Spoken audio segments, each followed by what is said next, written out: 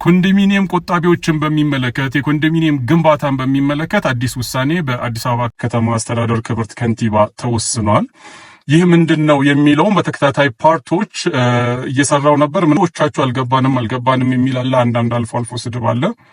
ያ እሱም በመተው ብዙዎቻችሁ ያልገባችሁ ሲመስለኝ ላልገባችሁ ነው ምለው ወይ ያን ፓርት ስላላያችሁ ነው ወይ የነገርየው መረጃ ዲቴል ስለሌላችሁ ነው ብዬ ስላሰብኩኝ አሁን በሰፊው ስለተከናወኑ ነገሮች ዲቴል ነገር እናውራ። ፕሮፖዛሉን ፐርሰናሊ እኔ ነኝ ዲቨሎፕ ያደረኩት የዛሬ ዓመት አካባቢ። አንዳንዶቻችሁ እንደምታውቁት ከነበርኩበት ስራ ኃላፊነት ጋር በተያያዘ ዲቴል ፕሮፖዛሉን እኔ ነኝ ዲቨሎፕ ያደረኩት። ከዛ ግን ሌላ ሰው ቀጥሎታል። እኔ አምና የነበረኝ ስራ ተቀይሮ ሌላ በራሴ ሲጀምር፣ ስለዚህ በክብርት ከንቲባ በዚህ 4 ቀን ውስጥ የተወሰነው ምንድነው ወደሚለው ከመምጣታችን በፊት ከዛ በፊት የነበረው የኮንዶሚኒየም አሰራር ከ1997 ጀምሮ 2005ም የተመዘገባችሁ አላችሁ ሲጠበቅ ነበር ለረጅም ጊዜ።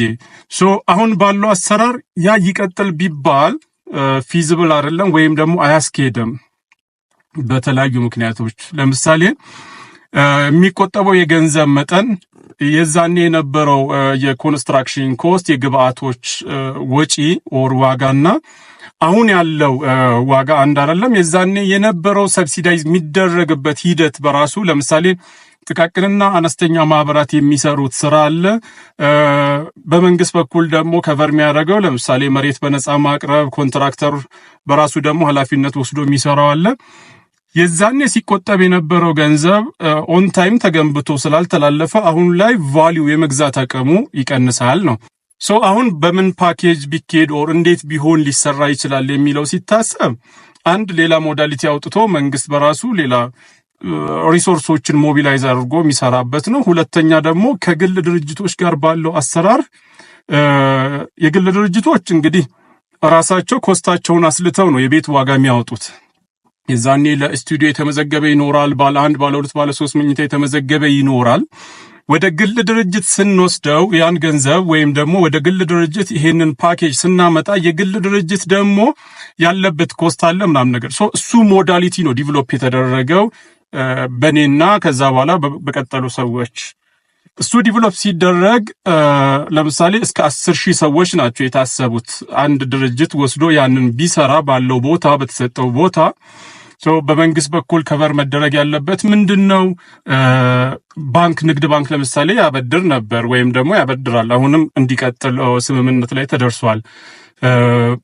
ሬቱ ምን ያህል ይሆናል? መጀመሪያ በነበሩ ይሄዳል አይሄድም? አሁን ከንግድ ባንክ ጋር የሚወጡ ደብዳቤዎች ወር የሚወሰኑ ውሳኔዎች ማተር ያደርጋሉ። ኦልሬዲ የሚታወቅም ነው ነገርየው። እንደ መጀመሪያ አይደለም፣ አሁን ሌላ ነው።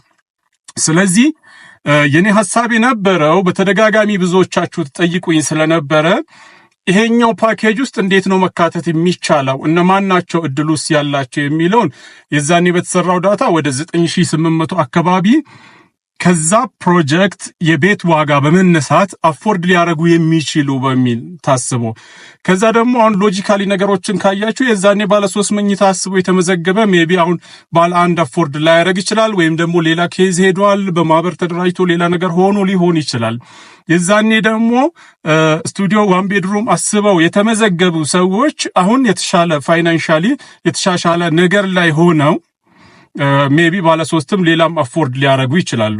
ስለዚህ ሁሉንም ባማከለ ዌይ ኦፕን የሆነ ሜዳ ተፈጥሮ ግን ቶሎ ፕሮጀክቱ ወደ ስራ ገብቶ ፊዚብል በሆነ የፋይናንሲንግ ሞዳሊቲውም ዋጋውም ሁሉ ነገር በሆነ አሰራር ተብሎ ታስቦ ነው ዲቨሎፕ የተደረገው ፕሮፖዛሉ። አሁን ላይ እድሉ ያላቸው እነማን ናቸው የሚለው ሲታሰብ ቶሎ ፕሮሰስ ማድረግንና ከታመነበት ይሄንን ስላችሁ ሁሌም አስምሬ በተደጋጋሚ መነግራችሁ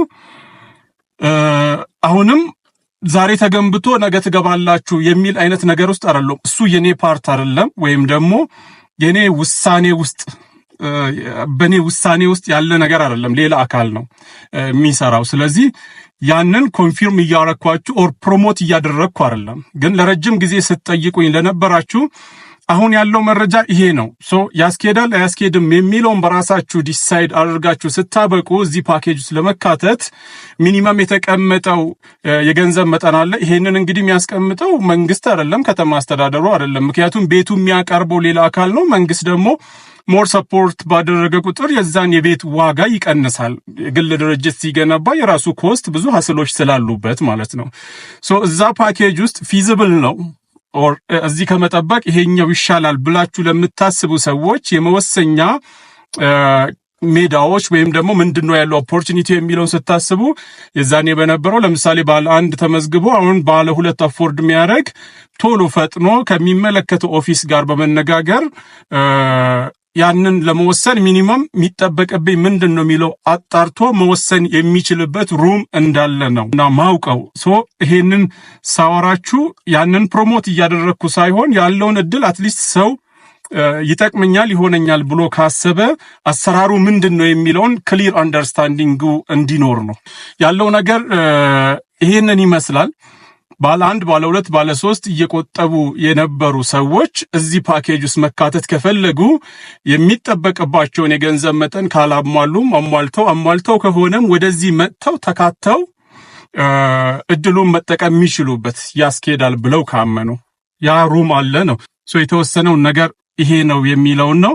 ካልገባችሁ በሰፊው ደግሞ አስረዳችኋለሁ። ዲቴል ነገሮች ረዘም ያለ ቪዲዮ መስራት እችላለሁ። እዛ ላይ ሰብስክራይብ በማድረግ ቤተሰብ ሁኑ። ሰፋ ያለ ዲቴል መረጃዎችን መለዋወጥ እንችላለን።